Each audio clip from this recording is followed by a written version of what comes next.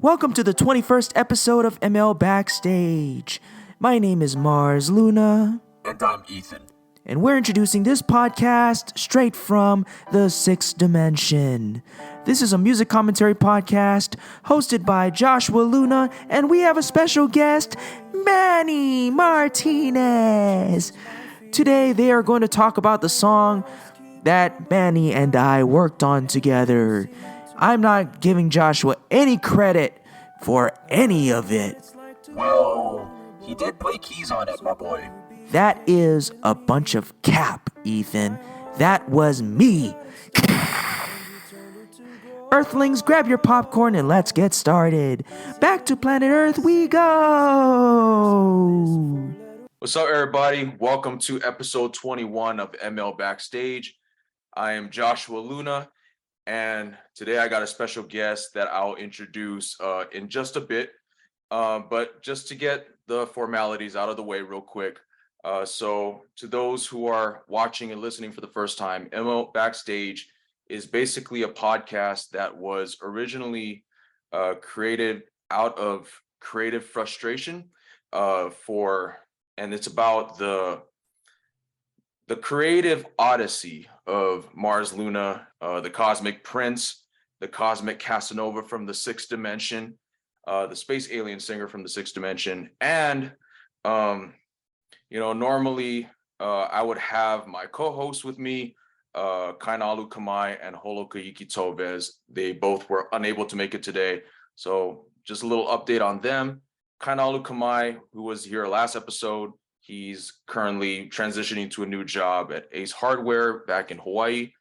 And Holokahiki Toves, who you guys have not seen in a couple months, I actually have a video from him about what's been going on in his life.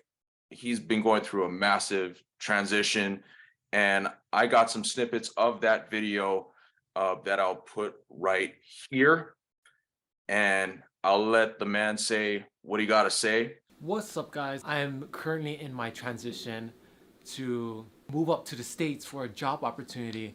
So right now I have to break down everything in my closet. I have to figure out what I'm going to be taking and what I'm going to be donating.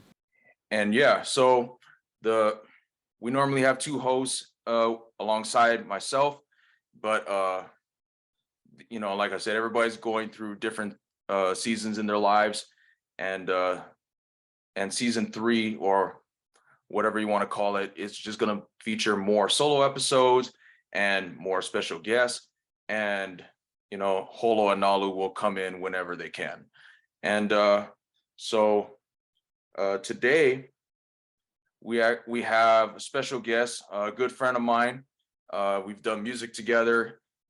Introducing Hector Martinez, aka Manny Martinez. How's it going, bro? Hey man, it's going good. I've been really busy as of lately, so kind of taking a break from the music, but okay, sure I'll be back. So is Manny your middle name, or yeah, it's a nickname that that spawned from like middle school. Okay. People found out my middle name was Manuel. Oh, gotcha. So they just shortened it out. I'm like, hey, it's Manny, and I'm like, that works. Yeah, it works.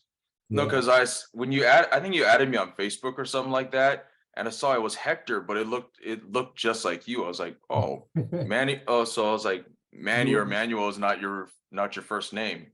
You were all confused, like, who's this guy? No, but I saw the face, and I was like, I saw the mutual friends and stuff, and I was like, okay, cool, we're good. Right. That's got to be him. Yeah. So yeah, like we have a couple of mutual friends from like the Vegas music scene and stuff like that. And we worked on a song together called 4-Letter Word, which we'll get into just a bit. But tell me a little more about your creative journey or your music journey from beginning to now. Where to start? So it all started back when I was 12 years old. It was the classic, and I hope my wife's not going to hear this part. It was the classic, like I was in love or puppy love with some eighth grader, eighth grade girl. I was 12 years old in sixth grade, and I was heavily influenced by Chicano rap music. Okay. And I like wrote down the lyrics of like NB Writers, and I just kind of took those lyrics after writing them, and I replaced them with my own words, and it just kind of like showed me how music writing was done, and I was like, hey, I could do this too, and I basically wrote a little song for this girl, this eighth grader. She never got to hear it because I was too embarrassed to rap it out loud. But that's where it started. Basically, it was like, it came from the heart, and from there I just rolled with it. I think that same year was when I accepted Christ in my heart, in my life. Okay. And then I started, some of the youth group was starting to influence me with, they're like, here, check out Lecrae with Real Talk. And I was right, who is this guy? And I started listening to it, and I was like, man, this is dope. If he could rhyme while putting truth and biblical scripture in there, I could probably do that too. And, I was recently saved, so I was inspired and influenced to go more along that rap, that route with gospel rap. Okay. And for sure. It was game over from there. I just started writing like crazy. Yeah. How old are you, by the way? Right now, I'm 27. Oh, shoot, you're 27. I'm older than you then. Dang. Okay. You look young, bro. Don't worry. Oh, appreciate it. Is that Asian in heritage right there? Oh, I've been told told that I look younger than I am, so I'll take it. Appreciate it. But sometimes you just don't know, right? So right. So you are part Asian, by the way, right? I am, yeah, I am. Okay. But yeah, so that's cool, bro. I didn't those eighth grade relationships be hitting different for sure. Yeah, of course. Yeah. So this year you made it. Not to take it seriously though.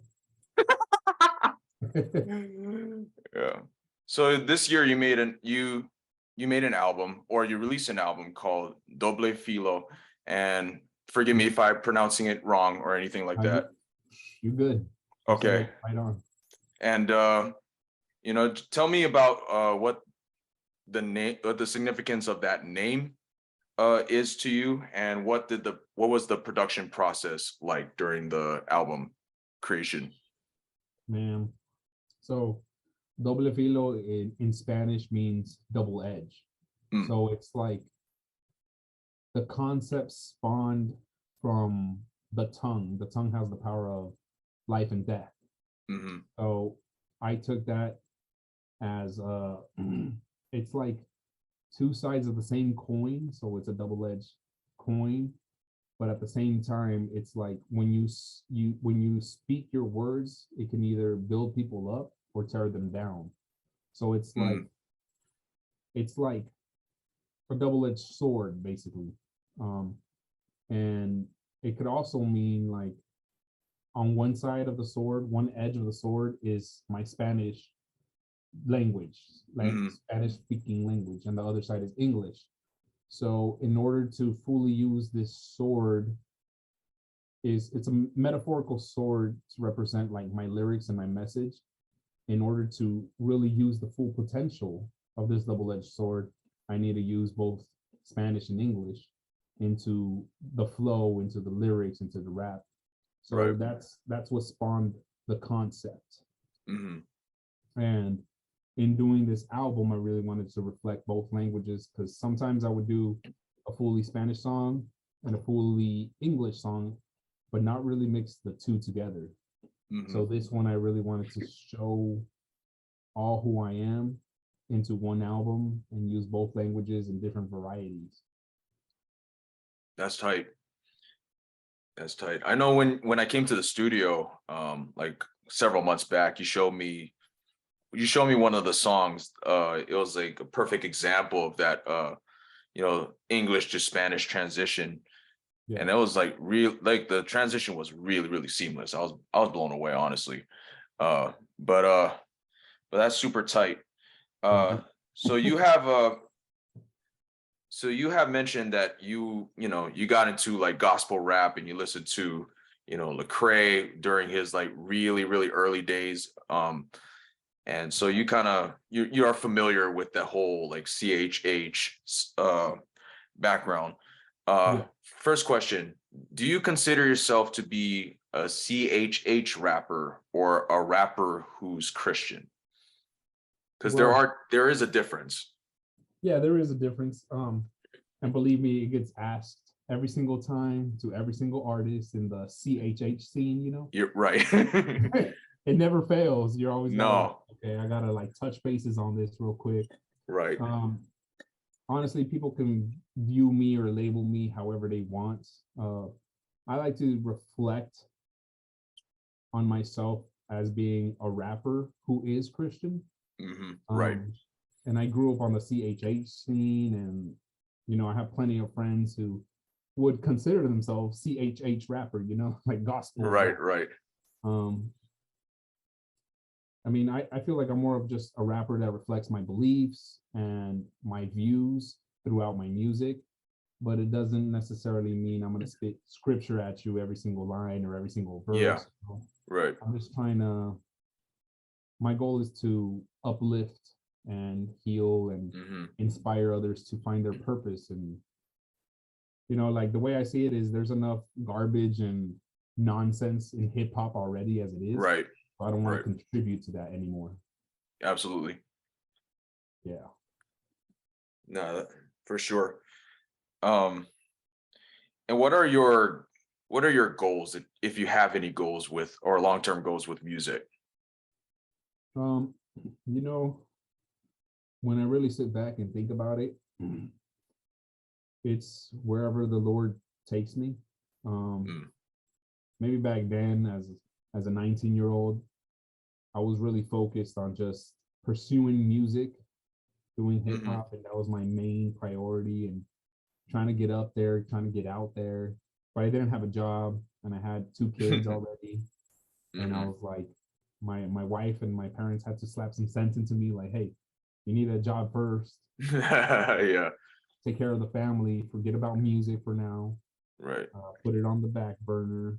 So honestly, I'm passionate about rap and music, so I do it for fun, whether I'm getting paid to do it or whether I do it for free. Like it's the same to me. Like, yeah, I would like to get paid. I would love it, but being an artist is definitely not cheap. No. Especially if you want to do content, video, pay for the beats, like you want to do it the right way and market yourself correctly. Yeah. It's gonna take some time and effort and money, of course. Right. It's one of the most expensive professions out there. Oh yeah. For sure. Just the equipment alone too. Yeah. Yeah. I mean, just you gotta pay a lot in order to get paid, basically.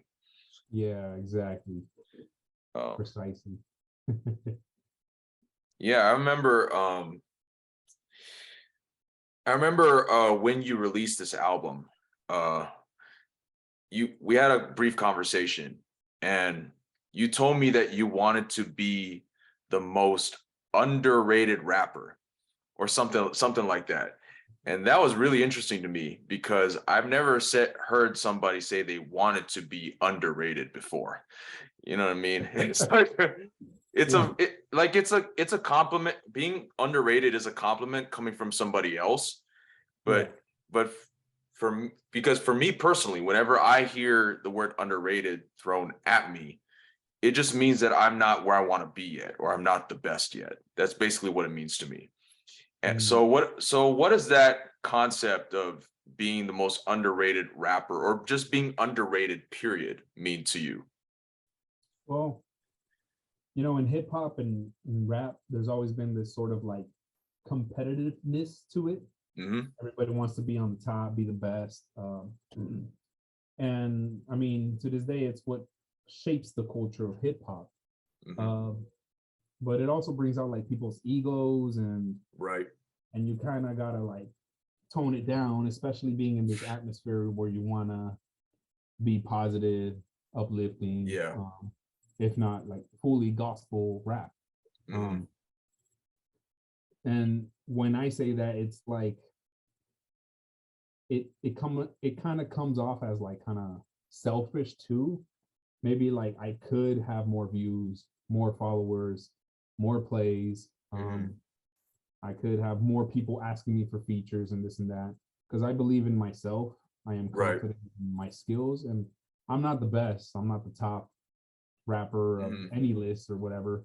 Um, but when I say underrated, it's kind of like I can achieve that. I have the potential to be really good and be out there and get more, I guess, known. Mhm. Um, but it's that's not what it's about for me, you know. Mhm. Like I said earlier, it's about uplifting people, building them up, inspiring them. Um, Hopefully they can find their purpose, kind of like my purpose is with music. And I've tried to run away from it before, and God always is like, I'll come back here, keep doing it. Yeah. Right. And and at the end of the day, if my music, my lyrics point people to God and they want to be saved, then that's a win. That's a bonus, you know. And Mhm. I may not never know that this person listening randomly to my music is like, I feel like going to church, or what do I need to do to be better in my life as a person? Mhm. And but God knows, and all the glory belongs to Him anyway. So it's all good. Facts. Facts. I mean, that's honestly kind of a refreshing perspective on it, because like you did mention about the, you know, competitiveness within not just hip hop, but just music, period. Yeah, No matter what genre it is, it's just more obvious in hip hop as opposed to like, like say R&B or pop or whatever. You're always trying to prove yourself, or you're trying to prove to, prove to the haters or whatever. But yeah, like ultimately it's a privilege to be, to be doing music in the first place. So it's just kind of like it's kind of humbling in a way, but of course, yeah. and at the same time it's um I guess for me, I guess because when you told me that, like for me, like underrated does not equal undeniable for me. So it's like, and like you said, like you're confident in your abilities. I think for me, like I'm confident in my abilities. And I think for me, it's not so much about like proving myself to anybody, but Yeah, it's more so proving to myself that right. I am I who was I gonna say say I am. myself, yourself, yeah. Yeah. Like I believe that, I believe that when I'm locked in, like, there's not a lot of things that can, that can stop me. So that's I appreciated that kind of reminder. It definitely brought it into a whole different perspective for me. Perspective. No, for Um, sure. I mean, and uh, most of the time when people hear my music, it's like they're like, "Oh, that beat was cool," and I like what you were saying.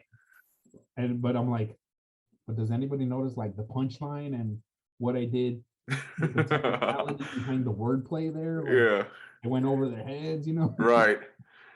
We And have a then, homie who does that all the time. oh Every yeah, you know Kyle, right?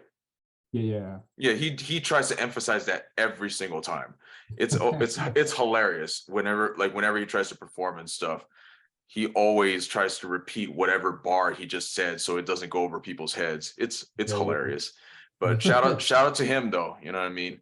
Hey, Um yeah. Shout out to he Kyle Lowry. yes sir, shout out to Kyle. Um That's actually how we met. yep, exactly. Because of We Kyle. met through Kyle. Hence the mutual friends thing that I mentioned earlier. For Exactly. sure. Um but I forgot to put this on my notes, but Doble Filo, Yeah. 4-letter word. So that 4-letter word, to those listening and watching, that is the song that is featured on what track number 14, right? Track Um, 14. 14 on the album Doble Filo. We worked on that song together, and That's essentially the reason why he's here today. And what was Four-Letter Word about? So it's a love poem. Mhm. So Right. it has to deal with my perspective of like, hey, I've been in a relationship, even if I was a kid, a teenager, 14 Mhm. years old, like I thought I was in love. But when you go through the breakup and then you're trying to get into another relationship, you already build up these walls and you don't want to let anybody else in. So it's like you're scared of love, but the Bible tells us that love is a good thing, right? It casts out fear. Yep. And but yet I was here being fearful when I was trying to fall in love or starting to fall in love with my wife. Back then we were dating, and it was a little hard letting her in. But then you start going through the weeks and the time goes by and you start falling in love and you let your guard down, and it's like, is it okay to let my guard down, or am I going to get hurt again? So basically that's where the concept spawned from for Four-Letter Word. Yeah, for sure. I remember, because I remember you saying that, and you told me all about what the song was basically about, and I figured it out right away because that was something that I can relate to personally when it comes to like, putting my walls up when it comes to, inviting someone into my, my space and like being vulnerable around someone. And that's a point that I've never gotten. I never got to that point yet when it comes to like relationships and stuff like that. Yeah. But that's kind of, yeah. and then There's like hope for you yet. oh, for sure. For sure. I'm not down in that at all. But I mean, like, it's Sure. that was like a struggle that I've, tried really hard to overcome, so it's just kind of like, oh, my darkness doesn't necessarily push people away. You know what I'm saying? Or like my flaws are not going to push someone away, and that's and working on that song was really rewarding for me personally on a personal note, because like that perspective on love really spoke to me.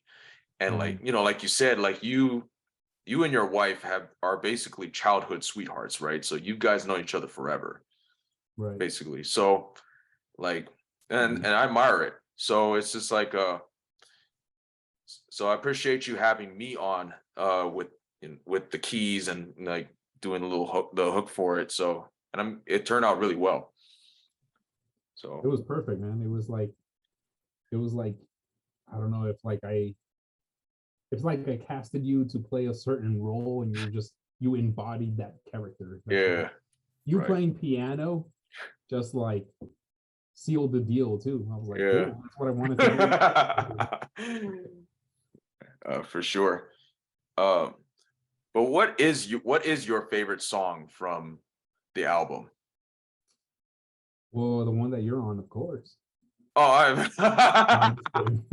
no, not for real. Like, what is your actual favorite song Um, from the album, if you have one? well, I mean, the whole album is my album, so of course I gotta say they're all my favorite. But if there was one that stands out to me where I had the most fun recording, uh, and then just this overall production of this song would probably be Heart and Soul. Okay, That for one, sure. I had to do multiple different takes of how to record my vocals when I was kind of like singing the hook.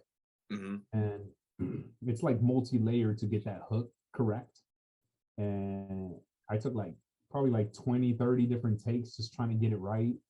And this was like not like because I Dang. messed up, but actual takes that I was thinking of using, but I was like, nah, just this like, how do you say it? Like the shoot, I'm forgetting my music theory here. Like the octaval or the scale or whatever I was, Yeah, right. high, low, alto, like Hmm. I couldn't figure it out. And I thought it was done. And then I came back to the drawing board and I'm like, scratch that, start all over again. Hmm. But the whole time I had fun. It wasn't like a burden to me. And I'm really spitting like my life and part of my story in that song. I'm putting my heart and my soul in that song. Right. Right. I would say that's the one that stands out. For sure. Yeah, that one was pretty tight. That one I would say, I mean, excluding mine, the one that I did with you, that one, and I think it was like the intro track where you had the very first like Spanish bars. Yeah. I was like, okay, this man spitting that Spanglish real quick. It was the teaser trailer to the record. Yeah, right. It was like the synopsis for what the album was going to be like. So right. I was like, okay, this man's spitting. I love it. For sure. So, so to those who are listening and watching, for every podcast episode, we try to incorporate a closing question. So that kind of pertains to the theme of the episode, whether it's a deep question, a philosophical question, a fun question, a general question. But this one is kind of more so I would say this is a general question because we're recording this during the holiday season, and this is a season of reflection and kind of like just trying to recap what the year was like. So I guess the question that I have here for both of us is, what does a fulfilled life mean to you? I'll go first. Yeah, you can go first. Go ahead. I'll volunteer myself as tribute. Okay, yeah, go ahead, bro. So what a fulfilled life means to me is simple. Like, if I were to die today, right now, on the spot, Lord forbid he strikes me down right now. Right. Like, I will truly be happy and at peace with everything I've accomplished with my life. The people who love me and I surround myself with, my job, my material possessions that I have. Like, I am satisfied and not content, because I don't conform, because I know I can always achieve more. Right. And that's not a selfish thing or a ambitious thing. Ambition is good to have. But if I were not to live another day, like, I'm fine. I'm truly content, happy. There we go. That's fire. I think a fulfilled life for me, because there's a biblical answer and there's a personal answer for me. So the biblical answer would be, to hear, you good and faithful servant, well done. Right. When my time on earth is done, when I hear those words, that's how I know that's a fulfilled life for me from a biblical perspective. On a personal standpoint, it's more so about reversing the generational curses in my family. I mentioned this like way back in like maybe one of the earlier episodes, but on a more specific note, it's just kind of more so, God willing, create a new culture for the upcoming, for the future generation of Lunas out there, because the people that came before me aren't necessarily the greatest role models to have, growing up. So I would say that would be my personal goal, and to kind of raise the future generations, the right way, and that's kind of like, that's a heavy burden, but it's worth living for. And I'm excited for that whenever that comes. So that's dope. Yeah. We've reached the end of this podcast. Help me like that, bro. Oh no. This I think about this kind of stuff all the time. So so there we go. But yeah, we've reached the end of this podcast. Manny, appreciate you coming on. The answers that you gave were really informative and very edifying. So really appreciate you coming on. We usually close this podcast by telling the people like where people can check you out, where they can find you, whether it's like your websites, your social medias, or music plugs, all that stuff. So I guess I'll say you can find me on Instagram at Luna B Joshua. You can find all the music stuff on Instagram, Twitter, and Facebook at It's Mars Luna. You can check out the website at itsmarsluna.com, and you can find Mars Luna on Spotify and Apple Music there. And he actually has a new song coming out at the end of the month. So be on the lookout for that at the very end of the year. Yeah. Manny, what about you, bro?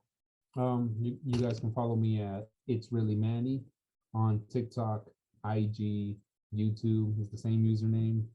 There you go. All lowercase, no space, no special characters or anything. I'm on Spotify, Apple Music, Amazon Music, basically everywhere that music is available to stream or being sold under Manny Martinez. That's the stage name. There you go. And yeah, that's what I got. Yeah, for sure.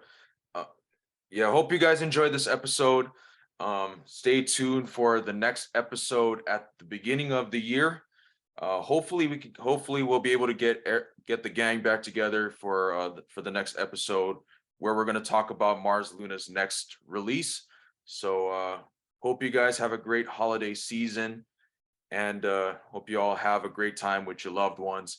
And if you are a Grinch like myself, hope you all find a reason to enjoy the holiday season. And stay tuned for the next episode and the next Mars Luna release. Thank you for having me, Thanks, bro. yeah. I'm honored and I appreciate it, bro. And happy holidays for sure. to everybody listening or watching. Yes, sir. Yes, sir. Hope you all have a good one. Peace. Peace. Wow, what an inspirational episode, Ethan. I'm so glad Manny came through for this one. It made me want to find true love away from the club. Childhood sweethearts are the best. Indeed, it is Cosmic Casanova season after all. Anyway, I hope you all enjoyed this episode of the ML Backstage podcast. If you liked what you heard, follow us on Spotify and Anchor, and subscribe to us on Apple and YouTube at ML Backstage. You can follow me on Instagram, Twitter, and Facebook at It's Mars Luna. You can find all of my music on Spotify and Apple Music, and on my website at itsmarsluna.com. Thank you all for listening and hanging out with us. Hope you're all enjoying this episode. Be on the lookout for the next one, as we're about to go over my next release that Joshua mentioned briefly. Hopefully we have the gang back together. Bye!